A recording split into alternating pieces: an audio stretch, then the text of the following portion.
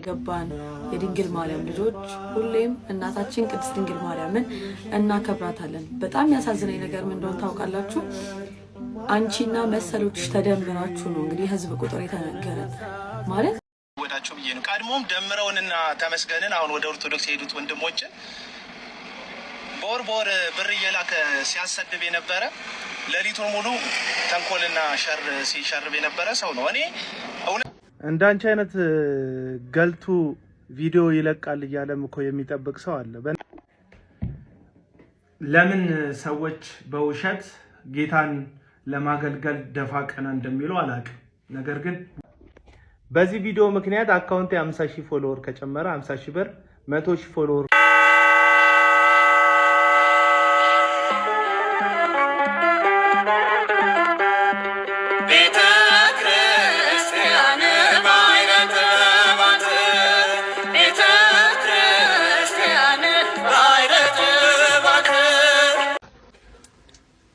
ከመጣ እስራኤል ነው የሚመጣው። ዘመዶቹ ጋር ነው የሚመጣው። ሲጀምር አይመጣም።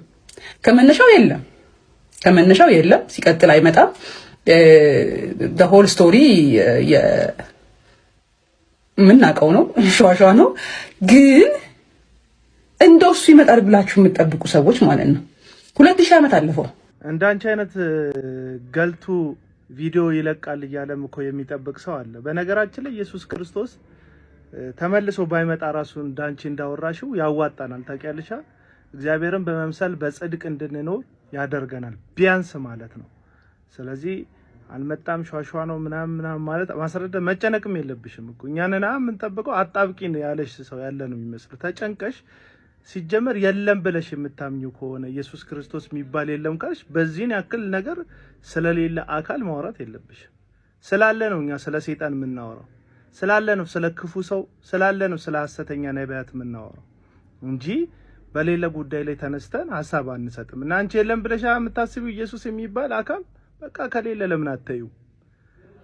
እሺ ያለፈን ቀጥሎ ያለውን ቪዲዮ ደግሞ እንመልከት። ሌባ የሚበዛበት የት ነው?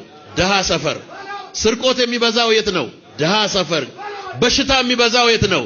ደሃ ሰፈር። እንደ ድህነት ሰላም የሚነሳ ነገር የለም።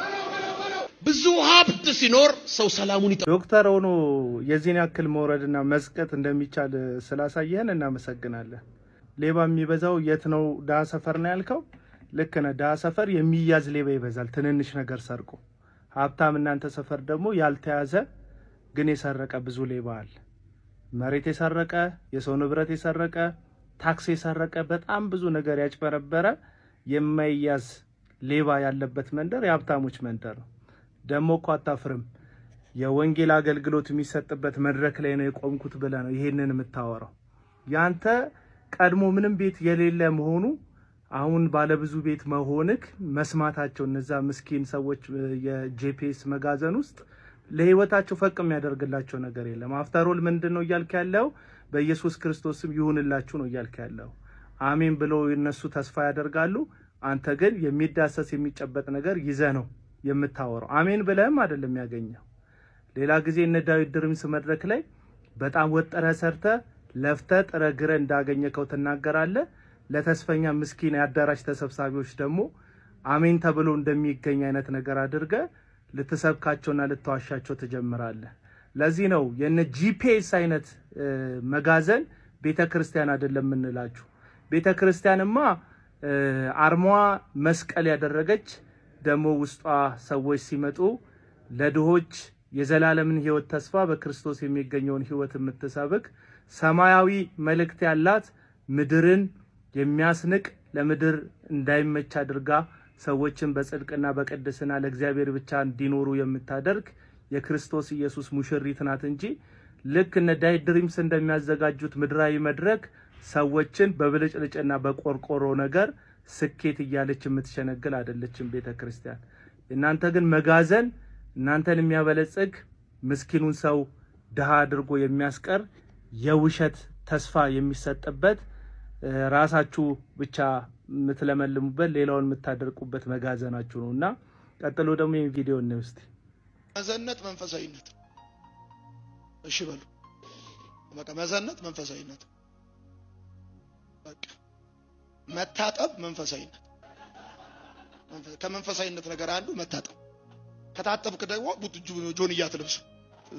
ጌታ ይመስገን። እርግጠኛ ነኝ ዮናታን አክሊሉ የለበስከውን ልብስ ሰርተክ ሳይሆን ሰዎችን አስራትና መባ ብለህ የውሸት ተስፋ ሰብካቸው ነው ይህንን የለበስከውን ልብስ የለበስከው። መንፈሳዊነት ልብስ ነው አልክ። ኢየሱስ ግን ራቁቱን በቀራኒው መስቀል ላይ መሰቀሉን መስበክ ነው ወንጌል።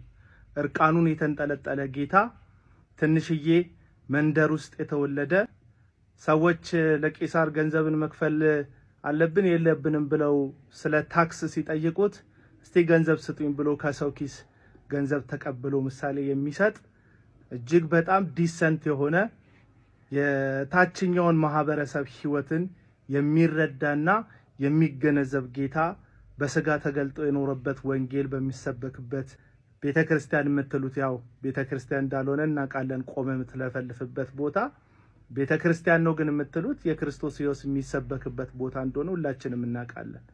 አንተ ግን ስለ ዘንጦ መልበስ፣ ቤት ስለመንዳት፣ ራስን ስለማበልጸግ ዕለት ዕለት ትሰብካለህ። ይሄው ህዝብ ነው እንግዲህ ለአንተ ጥብቅና እየቆመ የብልጽግና ወንጌልህን እየተጋተ የስህተትን መንገድህን ከኋላ ሆኖ የሚያጅበውና አንድ ቀን ወጣቱ የነቃብህ ጊዜ ንግድ እንዲያስክ ነጋዴ እንደሆንክ ራስህን እያበለጸክ እንደምትኖር ሐዋርያቱ ከሚሰብኩት የክርስቶስ ኢየሱስ ወንጌል ፍጹም ጠላት የሆነን ተረት ተረትና ራስህን የምታበለጽግበትን የንግድ መንገድ እንደምትከተል አንድ ቀን ህዝቡ ሲባንን ብቻ እንደምታጨበጭብ እርግጠኛ ነኝ። አሁን ያለየውት አገር ውስጥ በአስራትና በመባ በገዛከው ቤት ውስጥ ነው የምታጨበጭበው ወይስ ካናዳ ወንጌልን ሰብካለሁ ወጣቶችን እታደጋለሁ ብለ በገዛከው ቤት የምታጨበጭበው የሚለው ነገር ነው ያለየውት። ሰላም። ለምን ሰዎች በውሸት ጌታን ለማገልገል ደፋ ቀና እንደሚሉ አላውቅም። ነገር ግን ውሸት ካለበት የእውነት አምላክ በውሸቱ ላይ እንደሌለበት እንዲታወቅ ይህንን ፕሮግራም ሰራለሁ። በምስሉ ላይ እንደምትመለከቱት የሐረር አማኑኤል መዘምራን ይገባዋል በሚለው ኮንሰርት ላይ ከዳግማዊ ጥላሁን ጋር በመጣበር ፕሮግራም እንዳዘጋጁ በተደጋጋሚ በተለያዩ ሰዎች ማስታወቂያ ሲነገር እየሰማችሁ ነው። ማስታወቂያ አሁንም ቀጥሏል። እውነታው ግን የሐረር አማኑኤል መዘምራኖች ከዳግማዊ ጥላሁን ጋር ቤተክርስቲያን ሽማግሌዎች ሰብስባ ባደረገችው ምክክርና የጋራ ውሳኔ ዘማሪው የህይወት ምስክርነት ስለሌለው እንደ ሐረር አማኑኤል ቤተክርስቲያን ሽማግሌዎች ውሳኔ የሐረር አማኑኤል መዘምራን ከዚህ ዘማሪ ጋር በጋራ መዘመር እንደሌለባቸው ውሳኔ ላይ ተደርሶ ለፕሮግራሙ አዘጋጆች በቦታው ላይ እንደማይገኙ አሳውቀዋል። ምንም እንኳን በቦታው ላይ እንደማይገኙ ቢያሳውቁም ግን ማስታወቂያው ግን እነሱ እንዳሉበት ተደርጎ አሁንም እየቀጠለ ነው። ይህ ደግሞ ውሸት ነው። እግዚአብሔር ደግሞ በውሸት የሚከብር አምላክ አይደለም። ህይወት ሲደመር አገልግሎት ነው እግዚአብሔር የሚከብረው። ዝማሬ ሲደመር ኑሮ ነው እግዚአብሔር የሚቀበለው። ኑሮ የሌለው ዝማሬ የሚቀበል አምላክ አለ የምትሉ ከሆነ በእግዚአብሔር ቃል እውነት ላይ ተደግፋችሁ እንድታሳዩ እንጠይቃችኋለን። ዝማሬያችሁ በጣም የተዋበ ዜማችሁ ያማረ ግን ህይወታችሁ እግዚአብሔር ፊት ምስክርነት የሌለው ብዙ ሰዎችን ኑሮ ያመሳቀላችሁ የብዙ ሰዎችን ህይወት ያበላሻችሁ ዘማሪ ነው የምትሉ ዘማሪዎች ከናንተ መዘመር የኤአይ መዝሙር በስንት ጣዕሙ። ኤአይ ኃጢአት ሰራ ወይም በደለ ብለን የምንወቅሰው ሰብአዊ ፍጥረት ስላልሆነ ቢያንስ ሰዎች እንደዚህና እንደዚህ ኤአይ መዘመሩ ልክ አይደለም ምናምን ቢሉ ከናንተ አገልግሎት ግን በተለይ በህይወት ምስክርነት የሌላችሁ ሰዎች እናንተ ከምታገለግሉት አገልግሎት ግን የኤአይ ዝማሬና መዝሙር በስንት ጣዕሙ ልላችሁ ነው የሚገባው። በዚህ አጋጣሚ ደግሞ የዚህ ኮንሰርት አዘጋጅ የሆነው የሞርኒንግ ስታር ባለቤት የሆነው ግለሰብ አለ። ዳግማዊ ጥላሁንን ጨምሮ 4 ዘማሪዎች ዲያስፖራዎችን ነው መርጠክ ፕሮግራም እያዘጋጀህላቸው ያሉ።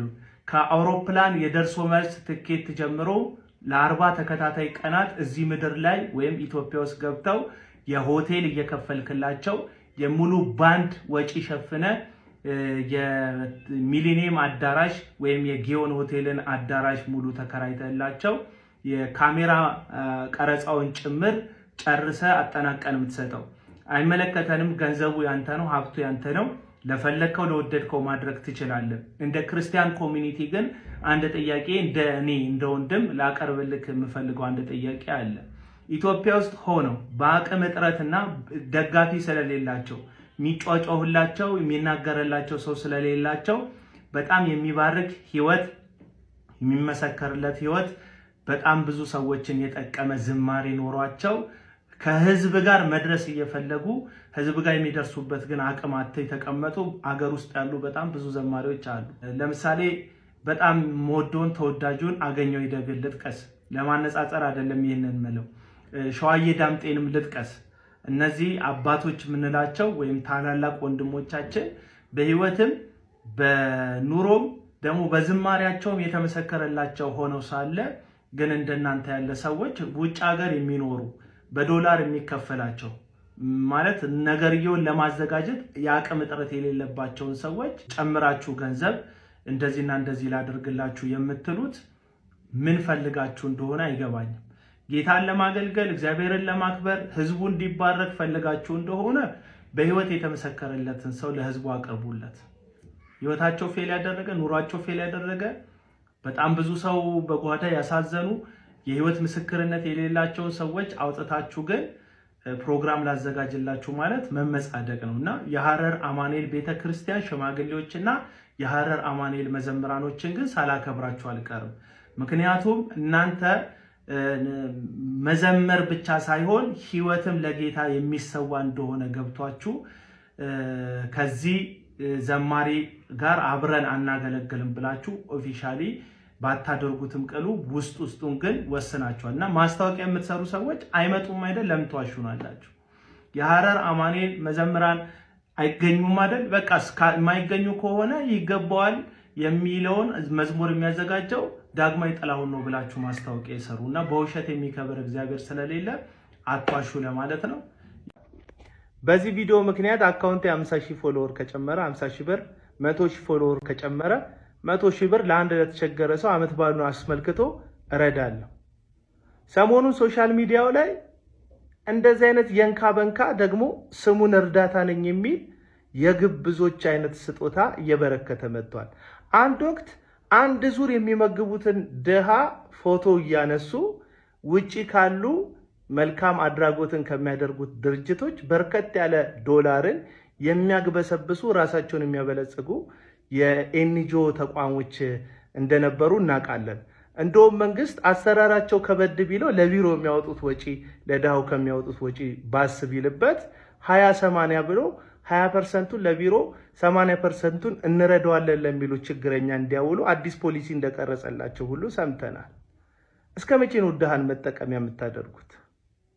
አንድ ሰው አንድ ሱቅ ሄዶ ለባለሱቁ ገንዘብ በመስኮቱ በኩል ሲያቀብለው ባለሱቁ ቸግሮታልና ረድቶታል ማለት አይደለም። እንደምታውቁት ከሱቁ የሚፈልገው ነገር ስላለ በምላሹ የሚፈልገውን ነገር ወስዶ ገንዘብን ለባለሱቁ ይሰጣል። ግብይት ነው እየተፈጸመ ያለው።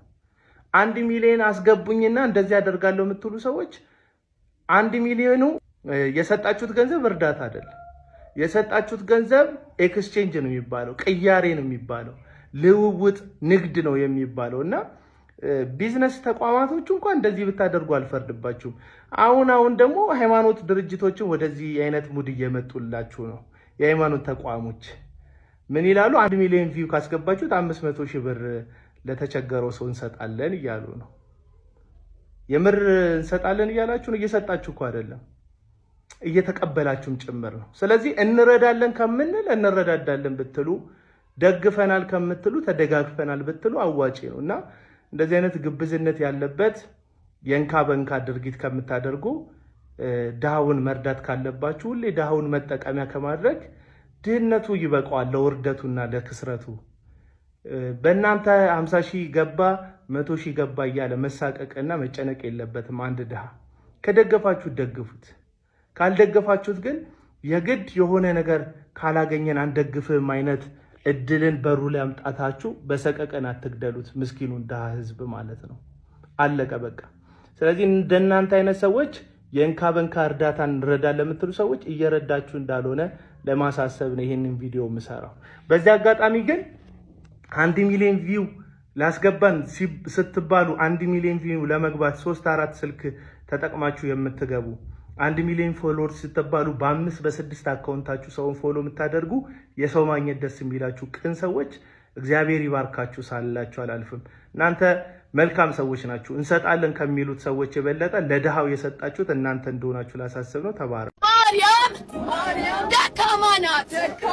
ማርያም ድካሟን የምታውቅ ናት።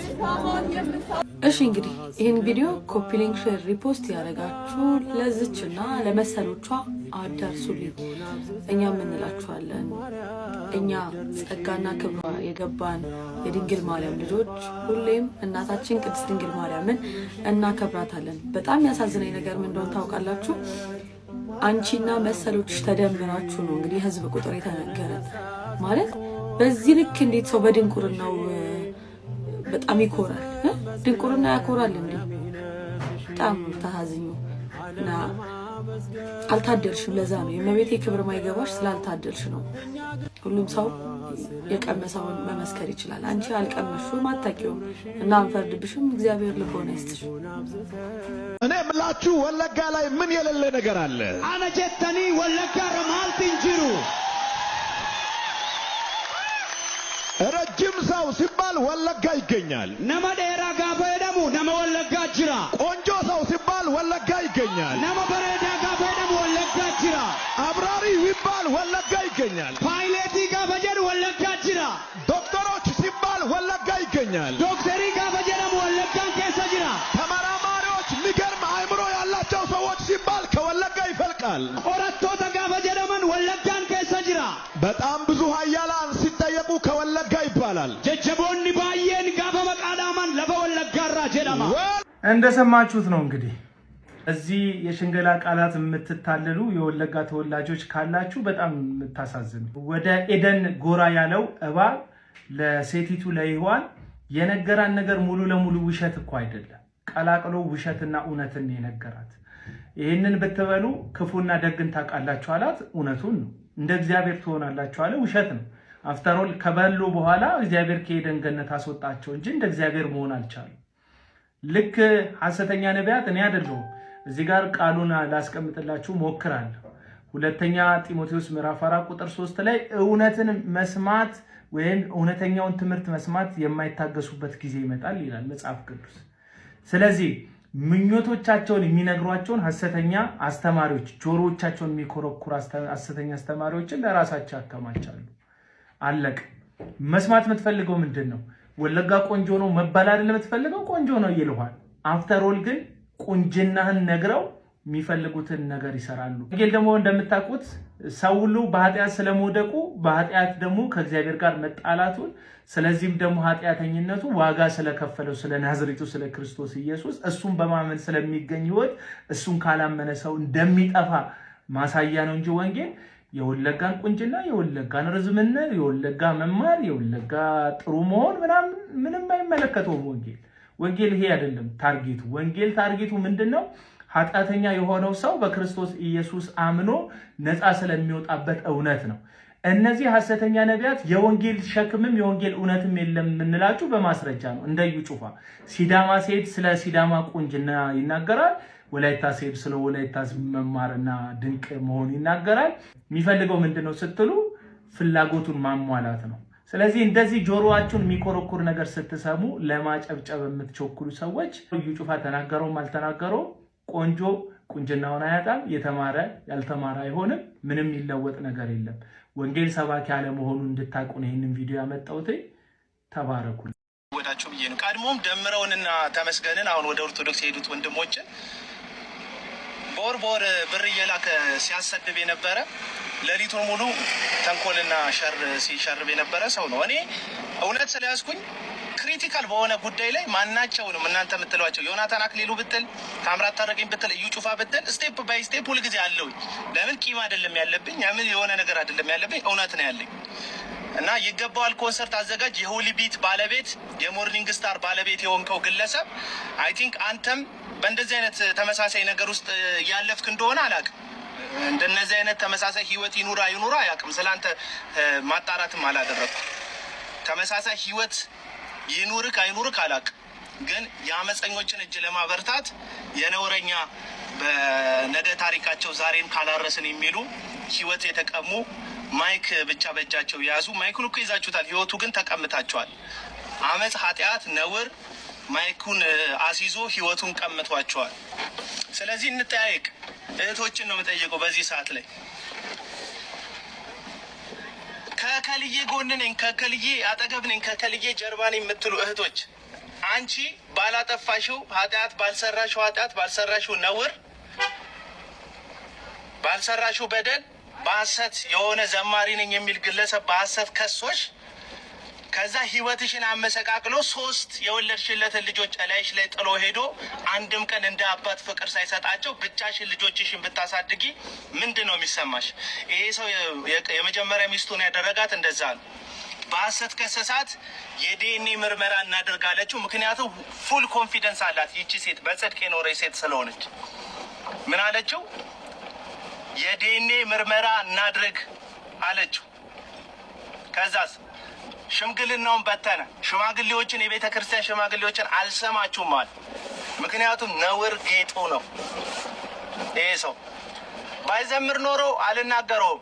እንደ ለመደው አሜሪካ ኡበሩን ቢነዳ ኖሮ እነዛን መኪኖች ገዛው እያለ ልክ እንደሚለጥፈው አይፎን አዲስ አይፎን ሲገዛ እየፈታ ምናምን እንደሚያሳዩ እንደ አንድ ቲክቶከር ቢሆን ኖሮ አልናገረውም ነበር። ከነቀለሙ ወርቅ አይተንፍሱ ጋር አብሮ ቁጭ ብሎ በማያውቀው የገድል ታሪክ ውስጥ ዝም ብሎ የሚያነበንብ ቢሆን ኖሮ አልናገረውም ነበር። ኢትዮጵያ ውስጥ መጥቶ ዲሲቭ ለማድረግ እግዚአብሔር የማይገኝበትን ዳንኪራ ለማዘጋጀት ሲመጣ ግን ብዙ ወጣት ትውልድ ቀድሞ በነበረው የመዝሙር አገልግሎት አሁን ግን በተነጠቀው አገልግሎትም ህይወትም ጭምር አብሮት የእሱ አመፅና ኃጢአት ተካፋይ ሊሆን ስላለ እናገራለሁ። በጣም ብዙ ሰዎች እንደምትሄዱ አውቃለሁ። በጣም ብዙ ሰዎች ይሄንን ከተናገርኩ በኋላ በልህ ሁሉ እንደምትሄዱ አውቃለሁ። ግን እግዚአብሔር ለታሪክ ያስቀምጥባቸዋል ይሄን ነገር እና ቀጥዬ እናገራለሁ። እና ይሄ ሰው ምንድነው ያደረከው? ምንድነው የሰራከው? ኖርዌይ ውስጥስ ምንድነው ያደረከው? ከአውታሩ ባለቤት እህትስ 18 ዓመት በቅጡ ካልሞላት እህት ልጅ አስወልደ የካድከውስ ታሪክ እንዴት ነው? ይህንንስ እንዴት ነው የምትመልሰው? ማለት በየቦታው እየሄድክ እንደዚህ አይነት ታሪክ እንደምትሰራ እኛ ማናውቀው ብዙ ታሪክ ሊኖር እንደሚችል እናውቃለን። የምናውቀውን ብቻ እንናገር። ከአመፀኞች ጋር መቆም የምህረት ሰው መሆን ማለት አይደለም።